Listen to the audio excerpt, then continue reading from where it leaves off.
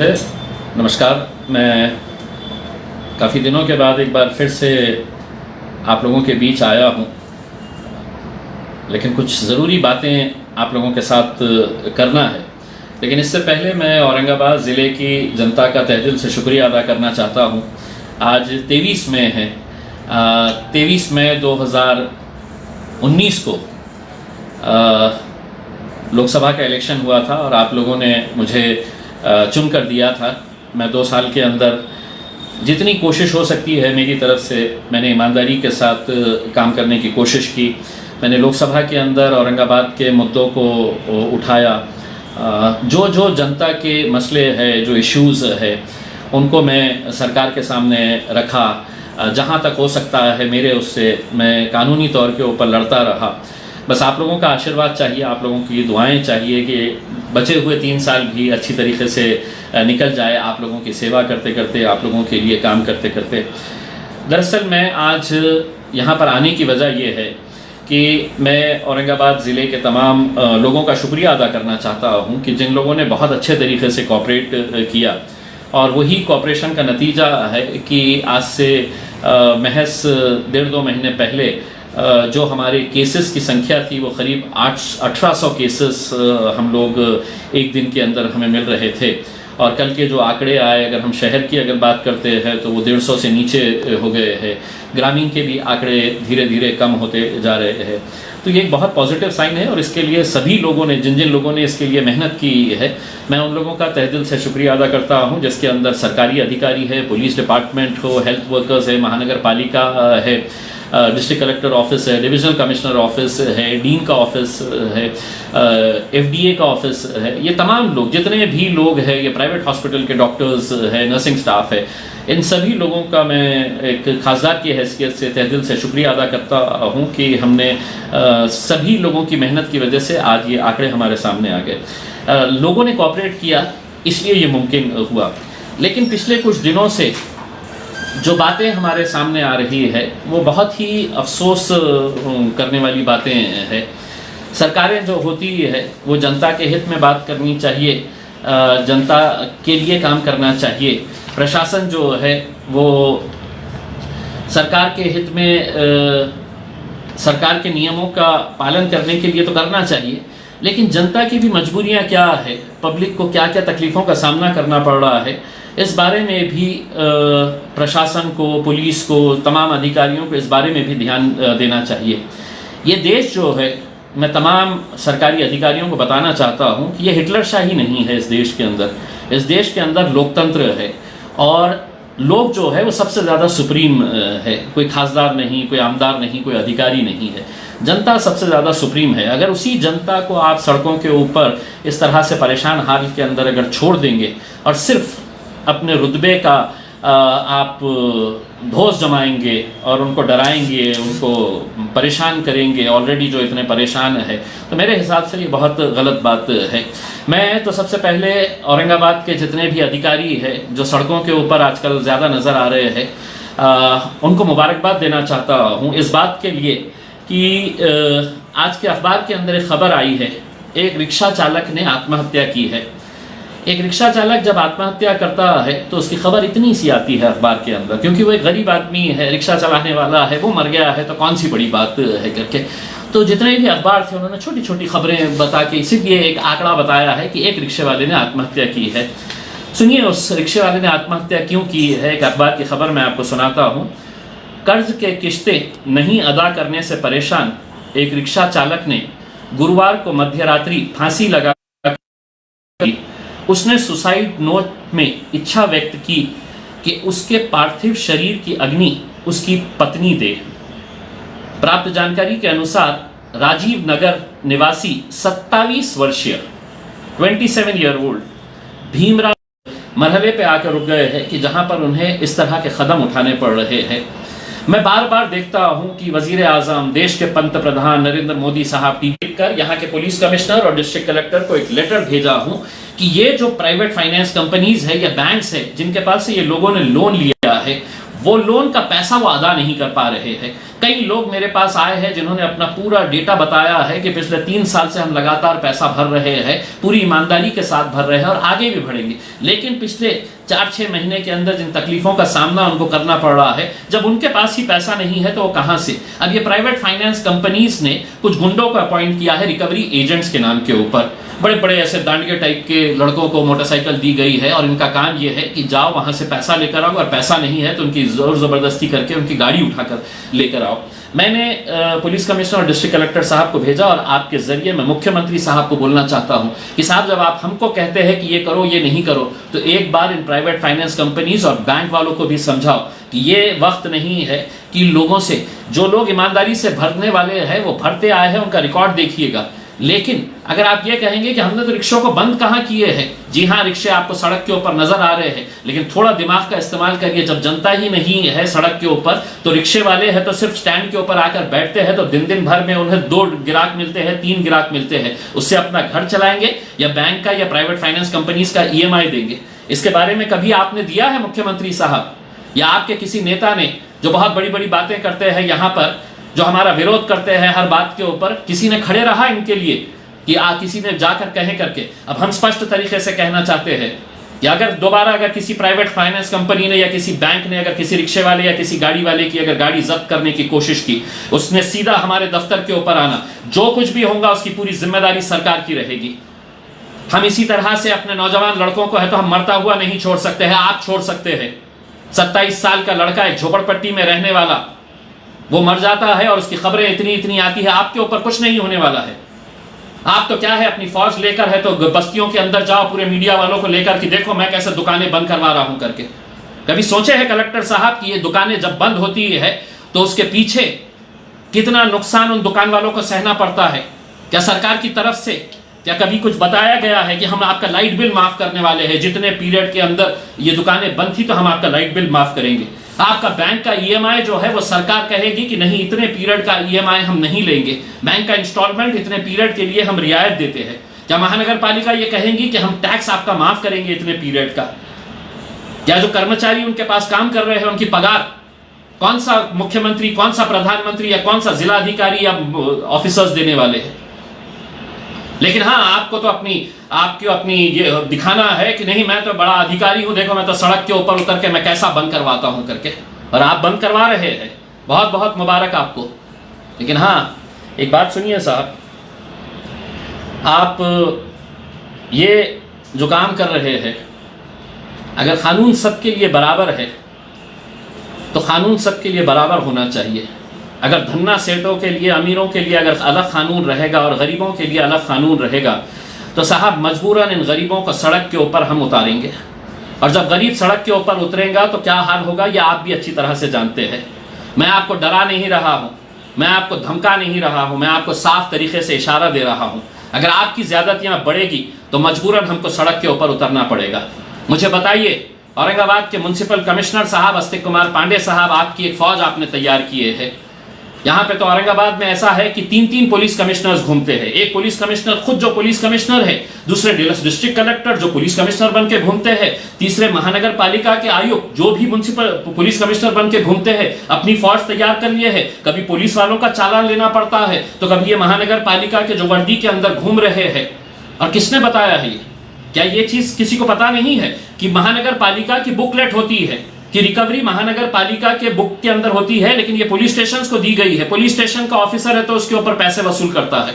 ये कहाँ का कानून है ये? मैंने जब अधिकारियों से पूछा तो मुझे कहा गया नहीं, पैंडेमिक के अंदर हम ये कर सकते हैं करके। क्यों कर सकते हैं आप? पुलिस कमिश्नर अपने फाइन्स कलेक्ट करिएगा, आप महानगर पालिका के लिए पैसा क्यों जमा कर रहे हैं? और महानगर पालिका के अधिकारियों को ये किसने राइट दिया है कि वो अपने बुकलेट छापकर पुलिस स्टेशन को दे, और पुलिस स्टेशन महानगर पालिका के बुकलेट के ऊपर लोगों को है तो फाइन कर रहे हैं, चालान कर रहे हैं। और कितना चालान? बड़े गर्व के साथ आप लोग आंकड़े देते हैं, एक दिन के अंदर कितना पैसा जमा हुआ है। 20 तारीख के दिन 16 दुकानों को सीधा गया है 1,25,000 रुपये। 22 तारीख के दिन 100 दुकानों को सील किया गया है, कितना पैसा? 2,17,000 रुपये। ये कौन लोग हैं? ये कोई चरस गांजा बेच रहे हैं?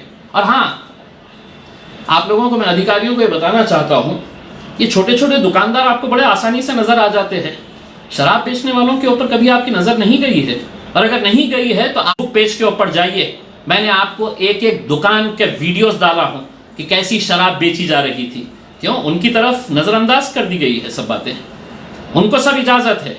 ऑनलाइन बेचने वालों को कोई गुनाह नहीं है। ऑनलाइन जूते भी बेच रहा, चप्पल भी बेच रहा है, बाकी हर चीज वो बेच रहा है। लेकिन छोटा कारोबारी जो अपना घर चलाने के लिए बाहर निकल रहा है, तो आपकी पूरी दादागिरी वहीं पर दिख रही है। ये कहां का इंसाफ है? म्युनिसिपल कमिश्नर साहब एक जवाब दीजिए। कल दोपहर में 2 बजे आपका जो दस्ता था, उस दस्ते ने दोपहर में 2 बजे मिलन मिठाई भंडार, गुलमंडी के ऊपर जो मिलन मिठाई भंडार है उसको सील किया था। ये सील का वो है, उस दुकान के ऊपर सील लगाई गई थी और उसके नीचे आपके अधिकारियों की साइन है यहां पर, और उसके अंदर यह बताया गया है दोपहरी 2 वाजता सदरिल परिहार मिठाई, हाँ, इसके ऊपर सील लगाई गई है। सिग्नेचर्स है 3 अधिकारियों के। 2 घंटे के बाद ये कैसी खोली गई है? किसके बोलने के ऊपर खोला गया है ये? अब अगर 2 बजे अगर ये दुकान को सील किया गया था, यानी कि इसका मतलब ये है कि मिलन मिठाई भंडार जो एक बहुत बड़े धन्ना सेठ चलाते हैं और जिनके पास से बहुत सारे लोगों के घरों में मिठाइयाँ जाती है, तो उनकी दुकान 2 बजे सील होती है और 4 बजे खुल जाती है। मैं म्युनिसिपल कमिश्नर साहब आपसे साफ शब्दों में, घुमा फिरा कर नहीं, और कलेक्टर साहब आपसे भी, क्योंकि आप भी पैंडेमिक के जिम्मेदार है, पुलिस कमिश्नर साहब आपसे भी पूछना चाहता हूँ, 2 बजे अगर ये दुकान सील होती है तो 4 बजे ये दुकान खुलती कैसा है? किसके दबाव के ऊपर आकर ये दुकान खोली गई है? इसका जवाब आपको देना पड़ेगा, आपको देना पड़ेगा ये जवाब। क्योंकि अगर हमको ये पता चलना चाहिए कि मिलन मिठाई भंडार के पास से किस किस के पास मिठाई गई है, जिसकी वजह से 2 घंटे के अंदर ये धन्ना सेठ अपनी दुकान खोल देता है, लेकिन वो छोटा आदमी जो रंगरेज गली के अंदर वेंकटेश एक अन्ना जो महज 100, 200, 300 रुपये कमाता है रोज का, रंगार गली के अंदर एक लेस की दुकान चलाता है, या ओढ़नी की एक दुकान चलाने वाला जो रोज का अपने कर्मचारियों को पूरी पगार देने के बाद 200-300 रुपये कमाता है, वो शाकिर अली, या हरचरण सिंह जिसके कपड़ों की एक छोटी सी दुकान है, 8 तारीख से 8 मई से इनकी दुकानें बंद कर दी गई है। क्यों? क्योंकि ये दुकान चला रहे थे, छुप छुप के डर डर के दुकान चला रहे थे, तो जितने भी बड़े अधिकारी हैं ये गए वहां पर और जाकर बंद कर दिए हैं। मैं पुलिस कमिश्नर साहब आपको बताना चाहता हूं, आपके पुलिस डिपार्टमेंट के अंदर के कितने पुलिस वालों ने कौन कौन सी दुकान वालों से कितने पैसे लिए हैं किस पुलिस स्टेशन के अंदर, अगर मैं सामने लाकर अगर खड़े करा तो शायद आप लोग हैं तो इसको फेस नहीं कर पाएंगे। लेकिन आपके बारे में कोई बोलेगा नहीं, क्योंकि अधिकारियों से सब डरते हैं। मुझे एक अधिकारी ने कहा, एक बड़े अधिकारी ने जिला के कहा कि नहीं, हमको मुख्यमंत्री का आदेश है, मुख्यमंत्री से आप डरिए, आप नौकर हैं उनके, लेकिन मैं जनता का सेवक हूं, मुझे आप किसी से डराइए मत, मुझे ना प्रधानमंत्री से डराइए ना मुख्यमंत्री से डराइए। और ये मत समझिएगा कि दूसरे लोक नेताओं की तरह, दूसरे लोक प्रतिनिधियों की तरह मैं आपकी चापलूसी करने वाला हूं या आपके तलवे चाटने के लिए हम चुनकर नहीं आए हैं। जो गलत है तो उसको गलत बोलने की हिम्मत रखते हैं। आप बताइए हमें, मिलन मिठाई भंडार को किसने खोला था और ये छोटे छोटे दुकानदारों को क्यों बंद करके रखा हुआ है? हमने आपसे आए थे, मैंने खुद आया था, मैं माननीय शिवसेना के आमदार प्रदीप जायसवाल साहब को लेकर गया, हमने विनती की कि साहब 15 दिन हो गए हैं, इन लोगों की दुकानें खोलिए, ये दुकानों के अंदर पानी अगर घुस जाएगा, कई दुकानदारों ने कहा कि हमसे हमारी दुकान के अंदर अगर पानी घुस गया तो हमारा माल पूरा खराब हो जाएगा। लेकिन नहीं, आपकी अधिकारी जो है, आपको अपने अधिकारी दिखाना है। और जब आपने हमको ये कहा, वादा किया कि हम खोलेंगे करके, तो मैं उन दुकानदारों से कहना चाहता हूं, पूछिए उन राजनीतिक पार्टियों के नेताओं से जिन्होंने मुख्यमंत्री को ये कहा कि नहीं, ये खासदार ने जाकर है तो खुलवाने की कोशिश की है, इसको बंद रहने दो वरना खासदार को क्रेडिट जाएगा। इम्तियाज जलील इतना गया गुजरा नहीं है तुम्हारे जैसी घटिया राजनीति करने वाला। अगर तुमको इतनी ये है, यही दुकानदारों के पास जाकर चुनाव के वक्त में झोली फहराते हो पैसा मांगने के लिए, आज उनके ऊपर आफत आई तो उनकी दुकानें बंद करवाने के लिए प्रेशर डाला जा रहा है। क्यों? क्योंकि इम्तियाज जलील गया था करके। अरे तुम जाओ, मैं तुम्हारे पीछे आता हूं, तुम नेतृत्व करो। लेकिन नहीं, हमको ये बताया जा रहा है कि नहीं साहब, मुख्यमंत्री ने कहा है कि नहीं 30 तारीख तक नहीं खुलेगी करके। अगर 30 तारीख तक अगर नहीं खुलना था तो मिलन मिठाई भंडार परिहार सेठ को किसने खोलने की इजाजत दी थी? म्युनिसिपल कमिश्नर साहब आप ये बोलिए, कलेक्टर साहब आपको ये बताना पड़ेगा। ये रसीद है हमारे पास, ये जो आपने उसके दरवाजे के ऊपर लगाए थे उसकी तस्वीरें हैं हमारे पास। या आपने सील लगाए थे और वो सील आज खुली कैसा है, कल कैसा खुल गई है 2 घंटे 3 घंटे के अंदर? किसने प्रेशर डाला था? क्या मिलन मिठाई भंडार की तरफ से मिठाई बांटी गई थी आप लोगों के पास जो आपने ये खोल दिया इसे? वो छोटे छोटे दुकानदारों को क्यों नहीं?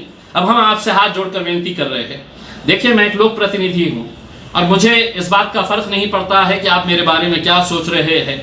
मैं जितनी भी बातें किया हूं, मैं उन गरीबों के हक में बातें किया हूं। जो बच्चे आज मेरी आंखों के सामने अगर अपना दम तोड़ रहे हैं, सोचिए उस घर के अंदर उस पत्नी की क्या हालत होगी कि उसका 27 साल का उसका पति मर जाता है और जाते जाते ये कहता है कि अंतिम संस्कार मेरी अपनी पत्नी से करवाना। मैं परेशान हो गया था, मैं ऑटो रिक्शा का किराया नहीं दे सकता था, मैं ऑटो रिक्शा का EMI नहीं भर सकता था। ऐसे कितने लोग हर रोज हमारे पास आते हैं। आपके पास आते हैं? नहीं आ सकते हैं वो आपके पास। कलेक्टर साहब आपके पास नहीं पहुंच सकते हैं, म्युनिसिपल कमिश्नर साहब आपके पास नहीं पहुंच सकते हैं, पुलिस कमिश्नर साहब आपके पास नहीं पहुंच सकते हैं। वो हमारे दरवाजे इन लोगों के लिए खुले रहते हैं। और अगर आप ये समझेंगे कि नहीं हम तो शहर के अंदर जाएंगे और पूरी दुकानें बंद करवाएंगे, छोटी छोटी दुकानें, चेलीपुरे के अंदर छोटी सी किराने की दुकान बंद कर दी गई। वो कल 3 लोग मेरे पास आके उसमें से एक रो रहा था कि साहब मेरा माल पूरा खराब हो जाएगा, कब खुलेगा ये पता नहीं है करके। इनके साथ इस तरह की ये आप लोगों कब तक करने वाले हैं?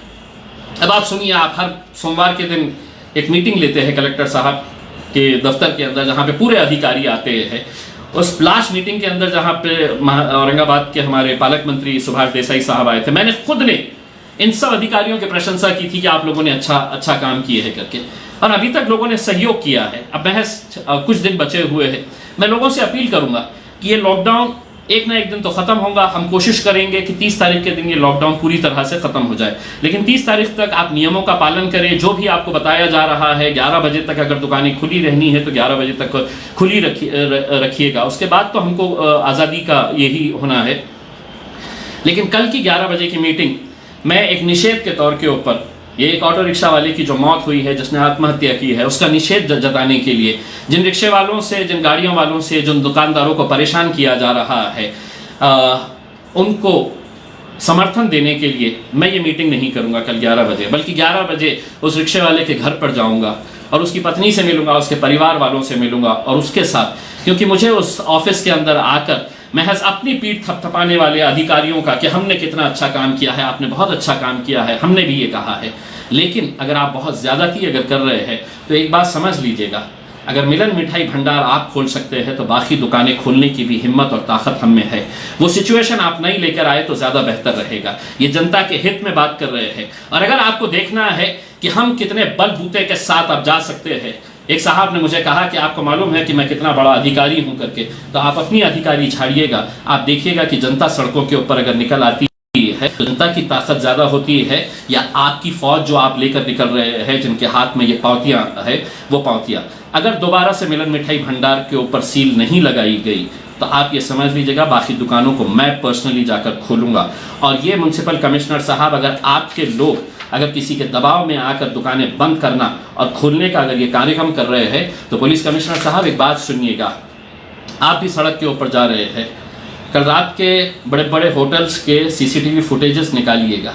एक उदाहरण के तौर के ऊपर आपको देता हूँ, निराला बाजार के ऊपर अभी आपके किसी ऑफिसर को भेजाइएगा, रात में 11:30 बजे कौन कौन अधिकारी, कौन कौन महानगर पालिका का दस्ता वहाँ पर रात में 11:30 बजे शराब पी रहा था।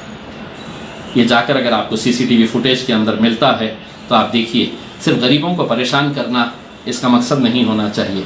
जनता ने साथ दिया है बोल के आज हमने इतनी बड़ी बीमारी को आज हमने ख़त्म कर पाने में हमने कामयाबी हासिल की है। ठीक है, आपका हम आदर करते हैं, आपका सम्मान करते हैं, आप बड़े अधिकारी हैं, आपके फैसलों के हम आज तक पूरी तरह से हम तामीर करते हुए आए हैं। लेकिन अगर आप कुछ लोगों के लिए अलग कानून और कुछ लोगों के लिए अलग कानून करेंगे तो कहीं ना कहीं किसी न किसी को आवाज़ उठानी पड़ेगी। वेंटिलेटर जब ख़राब आते हैं तो मुझ पर इल्ज़ाम लगाया जाता है कि नहीं मैं राजनीति कर रहा हूं करके। भारतीय जनता पार्टी के उस खासदार को मैं बताना चाहता हूं कि शायद अगर तुम्हारे किसी रिश्ते के अंदर कोई घाटी अस्पताल के अंदर अगर एडमिट होता और उससे अगर वो वेंटिलेटर लगाया जाता तो तुम्हें एहसास होता कि ख़राब वेंटिलेटर की कीमत कैसी होती है करके। उसमें राजनीति अपनी जगह के ऊपर है साहब, आप चुनाव के वक्त में आइए, लड़िएगा, कोई हारेगा कोई जीतेगा, लेकिन ऐसे वक्त के अंदर इस तरह की घटिया राजनीति करना अगर ख़राब है तो ख़राब है, बोलने की हिम्मत रखना पड़ता है। जो हिम्मत मैंने रखा था कि 150 वेंटिलेटर्स औरंगाबाद के अंदर जो आए हैं वो घटिया क्वालिटी के थे, किसी भी पेशेंट के ऊपर वो इस्तेमाल नहीं किए जा रहे। अब आप उसका ऑडिट करवा लीजिए, इंक्वायरी कर लीजिएगा, उससे क्या नतीजा निकलने वाला है? जो मरने वाला है तो वो मरकर चले जा रहा है, और जो जिंदा है वो जिंदा लोग आत्महत्या करने के ऊपर आप मजबूर कर दे रहे हैं, क्योंकि आप उनके बारे में सिर्फ है तो तानाशाही कर रहे हैं। उनको अच्छे तरीके से बताइए, समझाइए। मुख्यमंत्री साहब अगले बार जब टीवी के ऊपर आए तो ज़रूर बताइएगा कि ये कोरोना लॉकडाउन के पीरियड के अंदर जितने भी लोगों की दुकानें बंद थी, जो कारोबार नहीं कर पा रहे थे, उनके लाइट का बिल हम माफ़ करेंगे, टैक्सेस हम माफ़ करेंगे, उनका बैंक का इंस्टॉलमेंट जो भी रहेगा उसका इंटरेस्ट हम माफ़ करेंगे। लोग ईमानदारी से भरने वाले लोग रहते हैं। मैंने खुद ने देखा है कि लोग बड़ी ईमानदारी के साथ ये पैसा देते हैं, इंस्टॉलमेंट्स भरते हैं, लेकिन अब उनकी भी मजबूरी है, उनकी मजबूरी को समझिए। और अगर ये मजबूरी को हम नहीं समझेंगे तो मेरे हिसाब से ये बहुत ही गलत बात होगी। मैं आप लोगों को ये आश्वासन दिलाना चाहता हूँ कि औरंगाबाद की जनता अगले कुछ दिनों तक, 30 तारीख तक जब तक लॉकडाउन है, हम पूरी तरह से आपका सहयोग देंगे, पूरी तरह से सहयोग करते रहेंगे। और मैं लोगों से भी अपील करूंगा कि ठीक है, हम आपके खिलाफ जो नाइंसाफ़ी हो रही है उसके खिलाफ आवाज़ उठाएंगे, लेकिन इसका मतलब ये नहीं है कि आप लोगों ने नियमों का पालन ना करें। आप लोग घर से बाहर निकलते वक्त ये ख्याल रखें कि आप मास्क पहने, सोशल डिस्टेंसिंग बनाए रखें, और जितनी एहतियात